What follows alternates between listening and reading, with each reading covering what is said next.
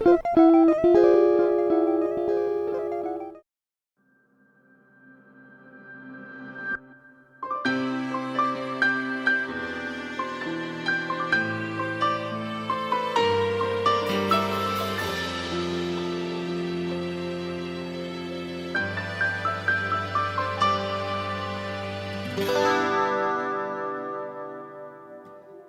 ็นเพียงคนที่อายเอิ้นแฟนแต่บ่เคยเห็นความสำคัญเวลาอยากเห็นหน้ากัน